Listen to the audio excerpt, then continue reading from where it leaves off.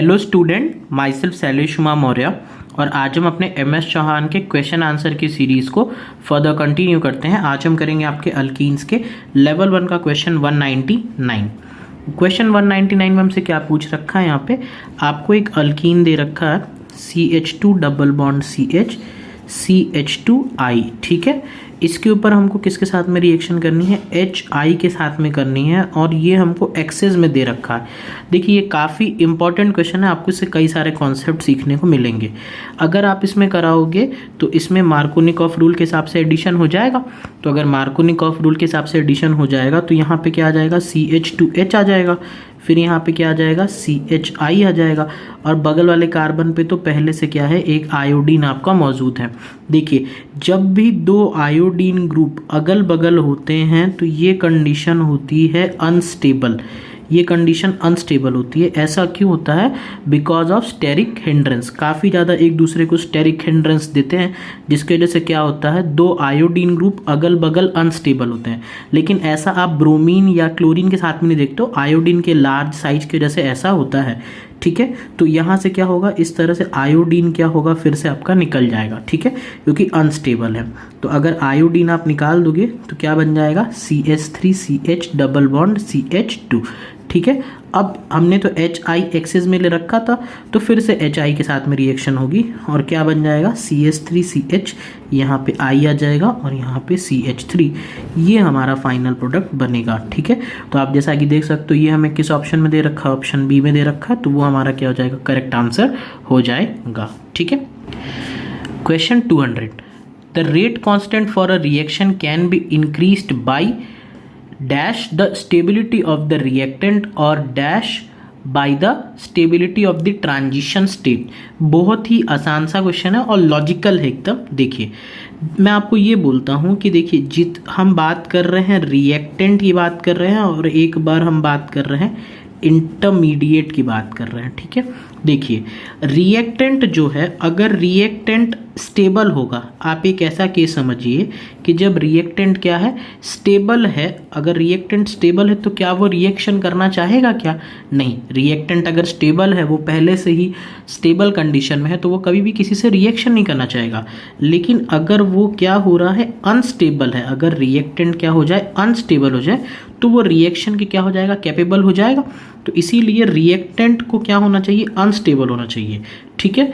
Intermediate बताइए, अगर intermediate unstable हो गया, ठीक है, जैसे मान लीजिए अगर इंटरमीडिएट अनस्टेबल हो गया तब तो ये कभी बनेगा ही नहीं, और जब ये बनेगा ही नहीं तो ये कंपाउंड कभी भी फाइनल प्रोडक्ट के अंदर तो कन्वर्ट ही नहीं हो पाएगा। तो यानी इंटरमीडिएट कभी भी अनस्टेबल नहीं हो सकता। इंटरमीडिएट को क्या होना पड़ेगा, स्टेबल होना पड़ेगा, ठीक है। तो इस तरह से करते हैं। तो यानी रिएक्टेंट की जो स्टेबिलिटी है वो हमको डिक्रीज करनी चाहिए और इंटरमीडिएट की स्टेबिलिटी क्या है, हमको इंक्रीज करनी चाहिए।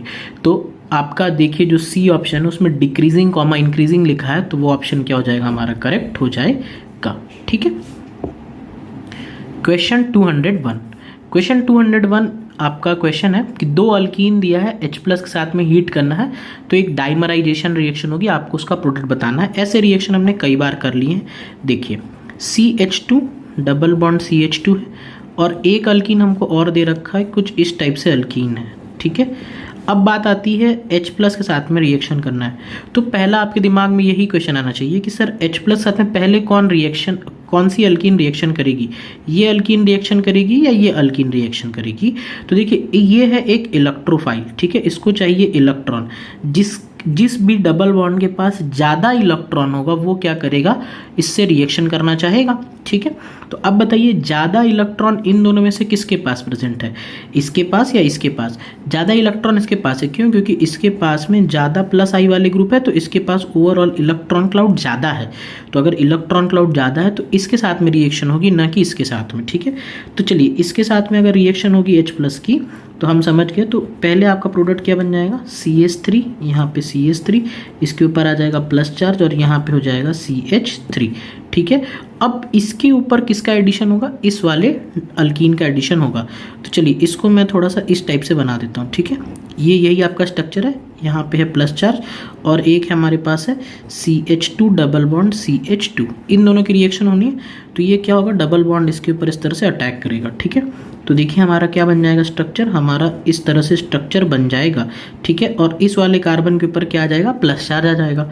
अब देखिए ये तो जो कार्बोकेटायन है ये भी स्टेबल नहीं है, तो ये अब शिफ्टिंग करके काफ़ी स्टेबल बनना चाहेगा। तो बगल वाले कार्बन से क्या बोलेगा कि आप मुझे एक हाइड्रोजन ट्रांसफ़र कर दो। तो एक बार जब 1 to हाइड्राइड शिफ्ट होगी, देखिए 1 to हाइड्राइड शिफ्ट होने के बाद पॉजिटिव चार्ज यहाँ पे आ जाएगा, ठीक है। अभी भी ये कैसा है आपका, ये 2 डिग्री है, अभी भी स्टेबल नहीं है। तो अब इस वाले कार्बन से बोलेगा कि किसी भी एक मिथाइल का आप ट्रांसफ़र कर दीजिए। तो यहाँ से क्या हो जाएगा, ये जो मिथाइल है इसका क्या हो जाएगा ट्रांसफ़र 1 to मिथाइल शिफ्ट हो जाएगी। और अगर 1 to मिथाइल शिफ्ट यहाँ पे करा दें तो ध्यान से देखिए हमें कैसा प्रोडक्ट दिख जाएगा, कुछ इस टाइप का प्रोडक्ट दिखने लगेगा। और यहाँ पे क्या आ जाएगा, इस तरह से प्लस चार्ज आ जाएगा। फिर फाइनल स्टेप में क्या होगा, यहाँ से जो H था वो लॉस हो जाएगा और एक अल्कीन हमको इस टाइप सा बनता हुआ दिख जाएगा, ठीक है। तो ये हमारा फाइनल प्रोडक्ट हो जाएगा। ये किस ऑप्शन में बना के रखा है हमको, ऑप्शन सी में बना के रखा हुआ है, तो ये हमारा करेक्ट आंसर हो जाएगा। नेक्स्ट क्वेश्चन करते हैं, क्वेश्चन 202। क्वेश्चन 202 काफ़ी आसान सा क्वेश्चन है। देखिए हमको जो रिएक्टेंट दे रखा है, सिंपली एक आपकी विटिक रिएक्शन करानी है। विटिक रिएक्शन किसके किसके बीच करानी है, ये कंपाउंड है और क्या है PH3P डबल बॉन्ड CH2। तो मैंने आपको कई बार बताया कि विटिक रिएक्शन में डायरेक्टली कैसे होती है रिएक्शन, ये जो C डबल बॉन्ड O है और ये जो डबल बॉन्ड CH2 है, ये दोनों क्या कर लेते हैं, अपनी पोजीशन को क्या कर लेते हैं, इंटरचेंज कर लेते हैं। तो अगर ये दोनों अपनी पोजीशन को इंटरचेंज कर लेंगे तो सिंपली हमारा प्रोडक्ट क्या आ जाएगा, डबल बॉन्ड CH2 आ जाएगा और एक आ जाएगा PH3P डबल बॉन्ड O। ये हमारा आंसर हो जाएगा। ये किस में बना हुआ है, ऑप्शन सी में बना हुआ है, तो वो क्या हो जाएगा, करेक्ट हो जाएगा। क्वेश्चन 203। क्वेश्चन 203 में हमसे क्या पूछा, आपको यहाँ पे एक अल्कीन दे दिया है, उसका क्या करना है, पहले ओजोनोलिसिस करना है, फिर क्या करना है, उसको NaBH4 के साथ में ट्रीट करना है। इस तरह का क्वेश्चन हम पहले भी एक बार कर चुके हैं। देखिए आपको ये इस तरह से अल्कीन दे रखा है, यहाँ पे है OMe और यहाँ पे है आपका CH3। सबसे पहले क्या करना है, इस गिवन कंपाउंड की हमको क्या करनी है, ओजोनोलिसिस करनी है। लेकिन ओजोनोलिसिस के लिए हमको क्या है, केवल एक ही मोल दिया गया, ठीक है ना, एक ही मोल ओजोन है, यानी इन दोनों में से किसी एक ही बॉन्ड की ओजोनोलिसिस होगी। तो ऐसे बॉन्ड की ओजोनोलिसिस प्रेफर्ड होती है जहाँ पे इलेक्ट्रॉन डेंसिटी ज़्यादा होती है, ठीक है ना। तो आप बताइए इन दोनों डबल बॉन्ड में से इलेक्ट्रॉन डेंसिटी किस डबल बॉन्ड की ज़्यादा है, इस वाले की कि इस वाले की। देखिए यहाँ पे क्या है, एक आपका प्लस M ग्रुप है, ये अपने रेजोनेंस के थ्रू इस डबल बॉन्ड में इलेक्ट्रॉन डेंसिटी क्या कर रहा है, बढ़ा ही रहा है, ठीक है। तो ऐसा डबल बॉन्ड जिसके अंदर इलेक्ट्रॉन डेंसिटी ज़्यादा होती है उसकी ओजोनोलिसिस प्रेफर्ड होती है। तो ऑब्वियस ही बात है ये वाले डबल बॉन्ड की ओजोनोलिसिस हो जाएगी। और ओजोनोलिसिस लिखने का मैंने आपको कई बार तरीका बताया, बस डबल बॉन्ड हटाना होता है और क्या लगा देना होता है, C डबल बॉन्ड O। तो यहाँ पे OMe था, तो यहाँ पे क्या लग जाएगा, डबल बॉन्ड O लग जाएगा। ये फिर इस कार्बन से कनेक्टेड था, यहाँ पे भी लग जाएगा C डबल बॉन्ड OH और यहाँ से एक निकला हुआ था CH3। तो ये तो हो गया आपका कंपाउंड, ठीक है। लेकिन अभी इसको हमको फर्दर किसके साथ में ट्रीट करना है, सोडियम बोरोहाइड्राइड NaBH4 के साथ में ट्रीट करना है। NaBH4 आपकी किस तरह की रिएक्शन देता है, सोडियम बोरोहाइड्राइड आपका रिडक्शन के लिए काम आता है। ये आपका एस्टर का रिडक्शन नहीं कर पाता है, लेकिन अल्डिहाइड हो गया, कीटोन्स हो गया या एसिड क्लोराइड हो गया, इनका क्या करता है, वो रिडक्शन कर लेता है, ठीक है। तो ये तो एस्टर है तो इसका रिडक्शन नहीं होगा, इसमें क्या हो जाएगा, इस C डबल बॉन्ड OH का क्या हो जाएगा, रिडक्शन हो जाएगा। इवन डबल बॉन्ड का भी नहीं कर पाता, ठीक है। तो क्या बन जाएगा आंसर हमारा, CH3। ये इस तरह से हो जाएगा कंपाउंड आपका, ये तो इसी तरह से रहेगा C डबल बॉन्ड OMe, यहाँ पे इस तरह से, और यहाँ पे बन जाएगा CH2OH। ये हमारा आंसर आ जाएगा, ठीक है। तो ऐसा हमको किस ऑप्शन में बना के दिया हुआ है, ऐसा देखिए ऑप्शन बी में हमको इन्होंने बना के दे रखा, तो वो क्या हो जाएगा, हमारा करेक्ट हो जाएगा, ठीक है। आइए एक लास्ट क्वेश्चन कर लेते हैं, क्वेश्चन 204। क्वेश्चन 204 में हमको इस तरह का एक कंपाउंड दे रखा है, ठीक है। इस टाइप का एक आपका कंपाउंड है OH और यहाँ पे बना हुआ है आपका CH2 CH2 CH double bond CH2। इस टाइप से हमको कंपाउंड दे रखा है सर, इसकी रिएक्शन हमको HCl के साथ में करानी है, यानी पहले H+ फिर लास्ट में Cl- साथ में करानी है। तो आप बताइए, तो H+ है, इलेक्ट्रोफाइल है, इसको इलेक्ट्रॉन कौन अच्छे से दे सकता है? क्या डबल बॉन्ड दे सकता है या ऑक्सीजन दे सकता है? ऑक्सीजन के पास लोन पेयर है, ये इसको अच्छे से इलेक्ट्रॉन प्रोवाइड करा सकता है। तो ये जब इसको इलेक्ट्रॉन प्रोवाइड कराएगा तो ये क्या बन जाएगा, OH2+ बन जाएगा। ठीक है, जब ये इसके ऊपर एडिशन हो जाएगा, मैं डायरेक्ट लिख दे रहा हूँ, यहाँ पे क्या बन जाएगा, OH2+ बन जाएगा, जिसकी वजह से क्या होगा, ये आपका रिलीज हो जाएगा और यहाँ पे क्या बन जाएगा, कार्बोकेटायन बन जाएगा। ठीक है, तो इतना काम मैं यहाँ पे डायरेक्टली कर देता हूँ। ठीक है, तो यहाँ पे क्या आ जाएगा, प्लस चार्ज आ जाएगा इस तरह से।